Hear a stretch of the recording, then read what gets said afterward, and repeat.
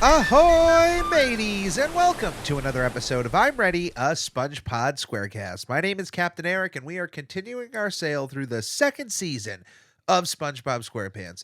Some quick news today dropped that SpongeBob SquarePants Krusty Cook-Off was coming to the Nintendo Switch.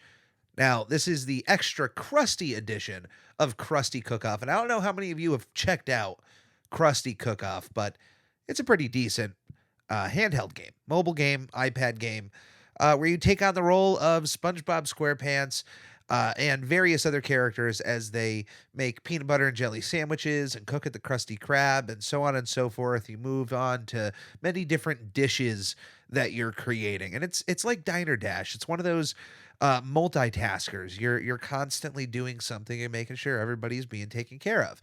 It's a wonderful little time waster, and if you know, it's free. It's a free download.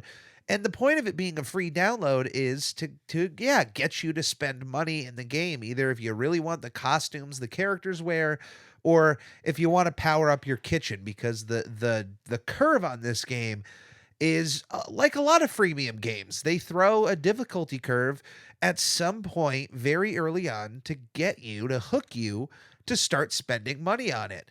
And then it becomes a waiting game. It's like, hey, do you want to spend $5 right now, or do you want to wait 12 hours to play again? And you make that decision. If you want to spend money on the game, so be it. It's your money. Do it what you please. If you want to wait the 12 hours, you can, but it's a free game. So, I mean, if you wait the 12 hours, what's to complain? You don't have to spend any money on it. SpongeBob SquarePants Krusty Cook-Off Extra Krusty Edition on the Nintendo Switch is $29.99. It's $30. This is a $30 game. And when you go to check the screenshots for this game, it looks, hey, to give credit where credit's due, the presentation of this game is not in question. The quality is top notch. But when you go to like the costumes section, I see DLC as a clickable option, and I still see all of the same currency that they have in the mobile game. So unless the currency is easier to achieve in this game, and this isn't just a one-to-one port that they're just charging an extra $30 on top because it's SpongeBob SquarePants. I mean, if that ends up being the case, if they literally took this free mobile game, charged $30 for it to be able to play it on your Nintendo Switch, and none of the time requirements, the money, the extortion parts are changed at all, wow. That would be that would legitimately be crazy. But who knows? Like, I think maybe they changed up how things work out, and that you can easily get more currency by playing the game, and the difficulty curve is not as bad, and there's more levels. Like, I'll have to check it out eventually, and that makes me shiver because I'm a frugal person, and $30 is a lot. Like, I love SpongeBob. $30 is a lot just because I'm worrying the worst of this game, but I'm going to have to review it at some point here for the show. So I'm going to have to buy it. I'm going to wait for like maybe a good digital sale, but no one's going to fault me for that, hopefully. I don't know if I mentioned this on the podcast recently, but I had this crazy FigPin story that happened a few weeks ago at Target. Now, because I work near a Target, I'm frequently in this Target, and in their little like nerd collectibles section of pops and action figures and McFarlane, big statues and Gundams, and they Target's doing wonderful work in their department there. But one of the things they sell is fig pins, and fig pins are great if you're a collector of fig pins. They're wonderful quality. I feel like in some ways they are worth spending extra money on, but for me and myself, I don't feel like spending that kind of money on a fig pin. It's like $15 for this thing. And recently they put out a line of SpongeBob ones, and I was just, I love SpongeBob, and I like having SpongeBob things in my house, but I don't want to coat my house in SpongeBob stuff. And at some point, there's collectibles like that I just have to, question of, okay, how can I display this without it being too much? And honestly, I couldn't find a reason, but so I didn't buy into the SpongeBob set at all. But I'm at Target this one day, and there's a fig pin right next to me, and it's a Patrick fig pin. And I pick up the Patrick fig pin, and the pose of it looks different, but it doesn't immediately click. And I go, okay, maybe I'll collect this. I'll see how much they are. Maybe they're on sale this week. Target's pretty good with that kind of stuff. So I go and scan the fig pin, and yeah, it's still $14.99. I'm not gonna, I've just made that decision. I'm not buying it.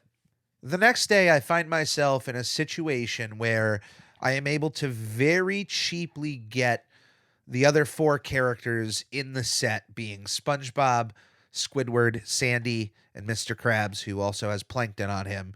I'm able to get those four at an extremely low deal, but for some reason, Patrick is just not involved. And I was like, you know what? Okay, fine. I'll do that, and I'll bite the bullet, and I'll go buy Patrick. So I go back to that Target, and this is the next day, and I'm looking all around the section of collectibles, and I cannot find this thing anywhere. There's other fig pins around, but there's no Patrick. I'm looking up and down aisles, and I just go, okay, fine. I guess I'll look online and go to eBay and get a Patrick fig pin.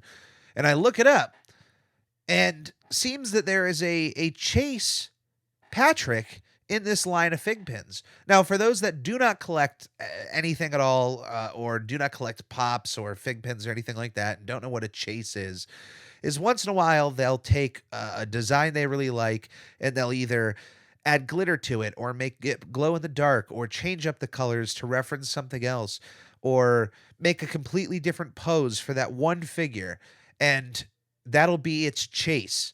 And usually in a set, you'll get like 6 of that character, and only one of them will have that one special quality to him.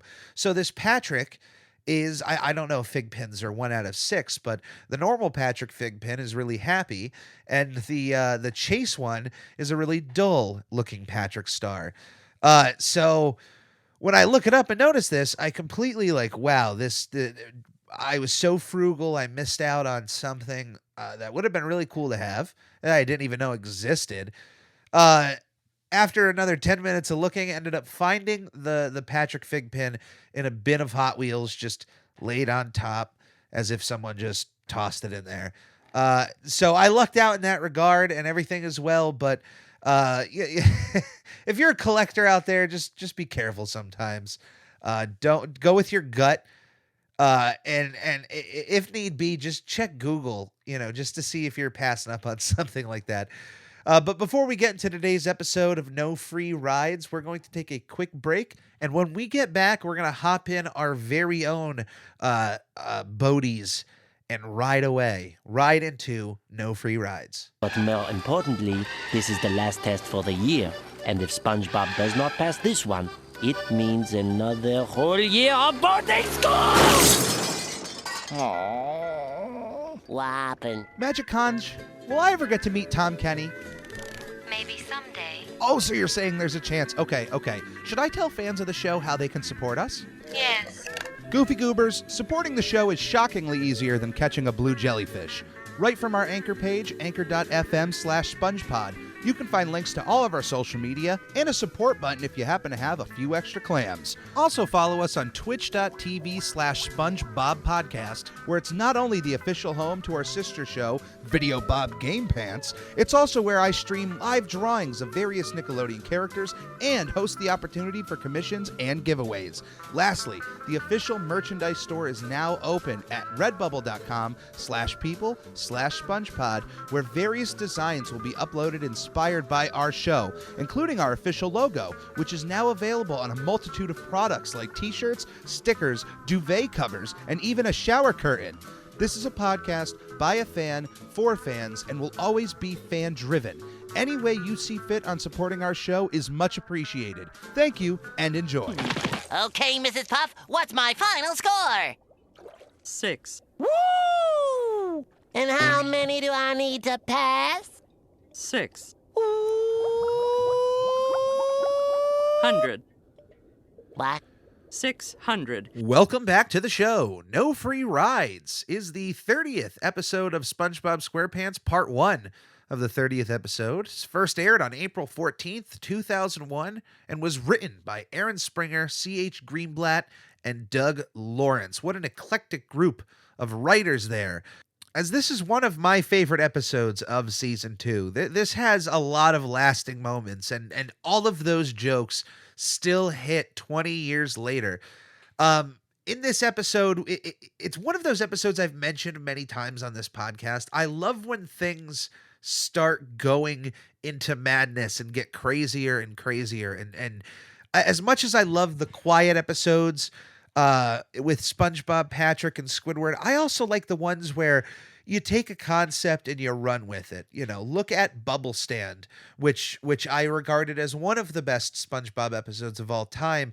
It takes the idea of the bubble stand and brings it to a level in which Squidward's entire home was taken out of the ground in a giant bubble and lifted high above the seabed, the sea floor.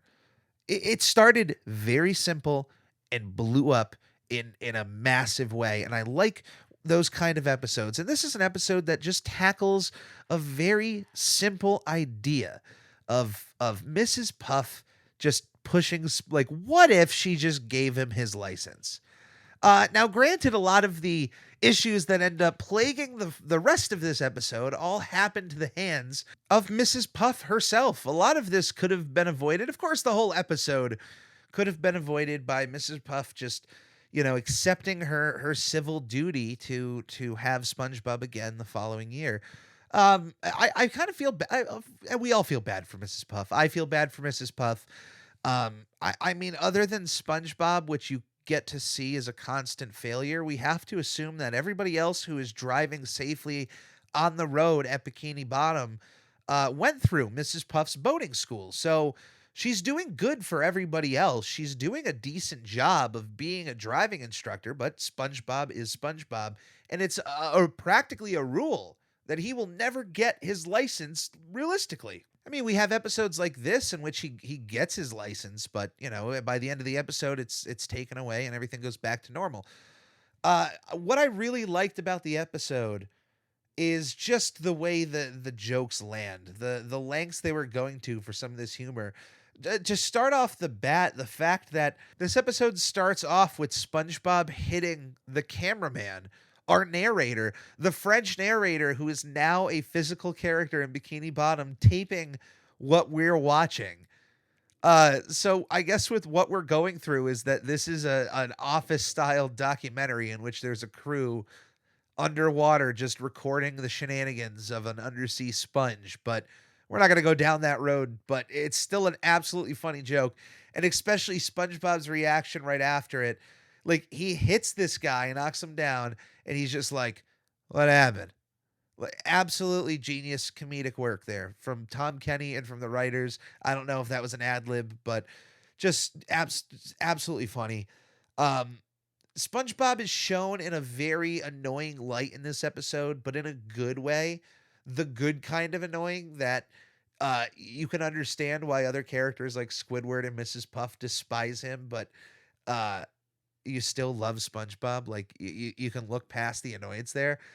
He's just overtly positive in this episode.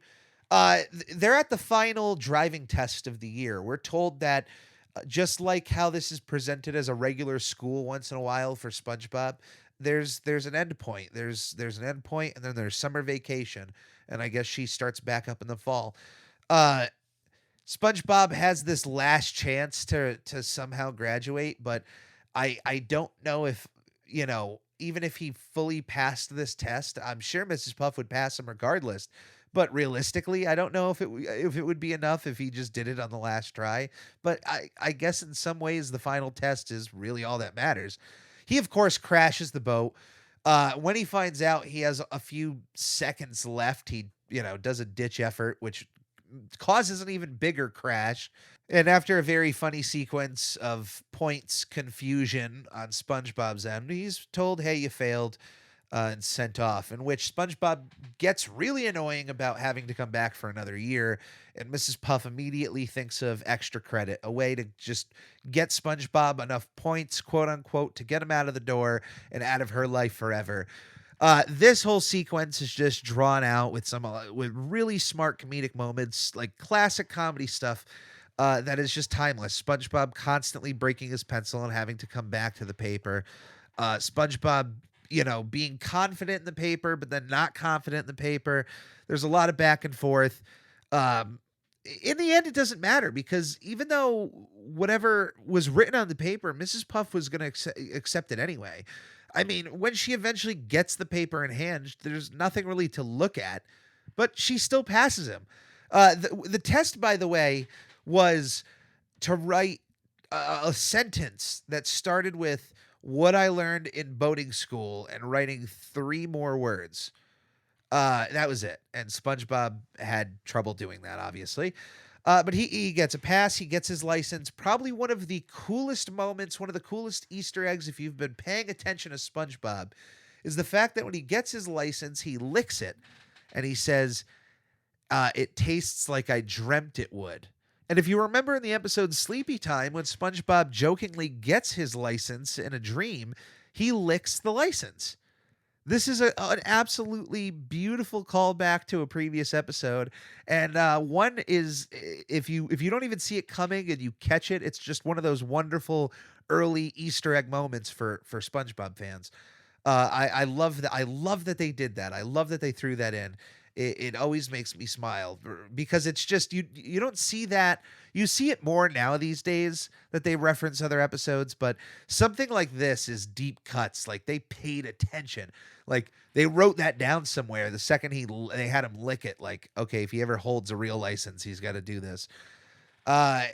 So Mrs. Puff, though, after giving him his license, goes through a complete mental breakdown in the thought process of what she has committed. She has given SpongeBob, a absolute terrible driver, a license, who will then have eventually a boat to drive around town and cause havoc. But that's her saving grace, is that SpongeBob doesn't have a boat. When she gets home, and this is also the first episode that we get to see her house in, she is greeted by the SquarePants family, Mr. SquarePants, Mrs. SquarePants, SpongeBob SquarePants, and a giant cake, thanking Mrs. Puff for her wonderful job teaching SpongeBob over the years. The end result of this party being that the parents have bought in SpongeBob a brand new boatmobile. Absolutely, I have to shout out SpongeBob's parents here, Harold and Margaret. Absolutely wonderful in their roles in this episode. Just super. Like, we don't get to see them a ton, but every time we do, I feel like they're used well. Harold here, overly kissing Mrs. Puff's hand. Definitely a little bit of an adult joke moment there for the parents in the room. But due to the shock of getting the new boatmobile, SpongeBob hits his head and is unfortunately out for the night. But of course, that doesn't last long. The second Mrs. Puff sees that he is a boatmobile, her goal is to get rid of that boatmobile, to steal it and get it away from SpongeBob. Now, SpongeBob goes from having a brain injury to immediately just squeezing out of those dressings he had on his head. Right into his boat. He sneaks out at night. Now, here's the one thing. The saving grace was his parents told him, like, hey, you can't drive for a little while. Now, who knows how long that could have been, but, if Mrs. Puff didn't immediately run out this night, she at least would have had some extra time here. But both characters meet up pretty much at the boat. SpongeBob a little before her. He beats her to the punch. But he calls it Bodie. It's his friend. It's his pet, or his, I don't know, family. He offers Bodie his socks, and it's a absolutely funny little moment. And it's kind of cute to see SpongeBob with his boat. He clearly, I think he would be a good boat owner. I'm not sure about the driving. I mean, although we've seen him drive in the SpongeBob movie, you don't need a license to drive a sandwich. I understand that. But anyway, Mrs. Puff eventually shows up in a ski mask and apparently has carjacked before, because when she decides she has to steal the boatmobile, she mentions that she has at least one time before had to leave town, like change towns and change her name. She drops this bomb. I don't know if she's clearly made this mistake before of prematurely giving somebody their driving license. So she is carjacked before, which apparently boatmobiles are, there was just a button, which in my defense, in the early 2000s, there weren't many cars that had just the button press with a key fob in your pocket or like your phone, which there's a lot of cars that have that now, so it's not weird. But the car just went. She was able to just hop in, press the button, and go. The reason I stopped was I thought about the possibility of SpongeBob having the key fob on him, which is why the car went. But they were really forward thinking on that. So honestly, canonically, I'd say that's what's going on, is that SpongeBob has the key fob somewhere on his body for Bodhi, and he just happened to be there. That's why the car went. Or maybe, look, maybe just boatmobiles are built like that. There's not really a key to them. I don't know. Or maybe it was just that model. I have no idea. I'm not in charge of this stuff. But anyway, Mrs. Puff steals the boatmobile as SpongeBob was sleeping in it. Which, one thing I got to point out, the whoever's in charge of this, the art department here, did an absolutely wonderful job of, when the car is driving, getting the correct movements of the clouds and the sky. It looks like it's off-putting at first, but when you actually stare at it, they did a really good job of capturing what it might look like driving at night in Bikini Bottom. But eventually, SpongeBob and Mrs. Puff go through this whole back and forth of stealing the boat. Mrs. Puff eventually gets SpongeBob completely out of the car and sends him roaming through giant clam fields, giant cheese grater fields, and fields, and I don't say giant because we didn't get to see them, but fields of educational television, which apparently all exist undersea at some point. Now, I can imagine there's some cheese graters that fell in the ocean and are on the sea floor, just so deep in the ocean that we can't reach them. But to say that there's an entire field of them out near Bikini Bottom, I don't know. I doubt it.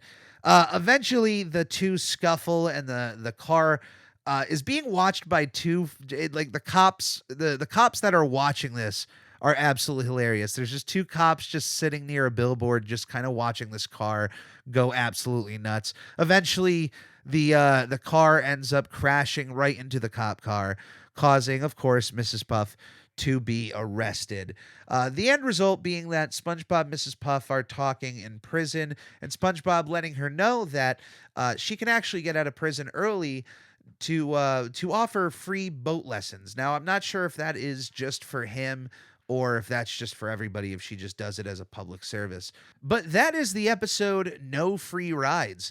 This was, I got to watch this episode after a really rough day, and it picked my spirits right up. It's an extremely funny episode. It has extremely funny moments. They do a lot of visual gags, like when Mrs. Puff enters her house and is shocked by the party. That image is now a painting on Mrs. Puff's wall. Little moments like that will just always kind of make you laugh. You get the my leg jokes. You get SpongeBob humor. You get humor with Mrs. Puff. I like these episodes with her. And I like them sparingly. I don't want to make Mrs. Puff go crazy every single season. But when they have ones like this, where she's really causing a lot of the issue and she's going to try to get out of it, things like that always excite me. These are really fun episodes, and this was an extremely fun one. I had a lot of fun going back and watching this. I laughed a lot. I'd still say it holds up after all this time. So I imagine if you're a fan out there like me, you like this episode just as much. And that is the Squarecast for this week. If you would like to write in and ask me anything about the show, about SpongeBob, Nickelodeon, anything you'd like to know, you can email me at snailmail@uphonics.com, UFONYX.com. Follow us on Facebook. Subscribe to us on YouTube. Follow the little bell there. Let it go. Ring a ding ding. Ready for the Ready Crew. Maybe someday. Follow us on so you're Twitter. saying there's a Follow chance- us on okay, Instagram. okay. I Should love I tell fans of the interacting show with you how they can guys. support us? It's the best Yes. part about this show. Goofy Goobers, and supporting the everything show is is on the shockingly forefront. easier No than DM catching a blue jellyfish. business going on Right over from here. our anchor page, Nothing to worry about. The ship is open for all to You see. can find links to But all of our anyway, my social name is media Captain and Eric. a Thank support you for button joining if me you this happen to week, have a and few we will extra see you clams. here Also next follow week. us on twitch.tv/SpongeBob Podcast, where it's not only the official home to our sister show, Video Bob Game Pants, it's also where I stream live drawings of various Nickelodeon characters and host the opportunity for commissions and giveaways. Lastly, the official merchandise store is now open at redbubble.com/people/SpongePod, where various designs will be uploaded inspired by our show, including our official logo, which is now available on a multitude of products like t-shirts, stickers, duvet covers, and even a shower curtain. This is a podcast by a fan, for fans, and will always be fan-driven. Any way you see fit on supporting our show is much appreciated. Thank you, and enjoy.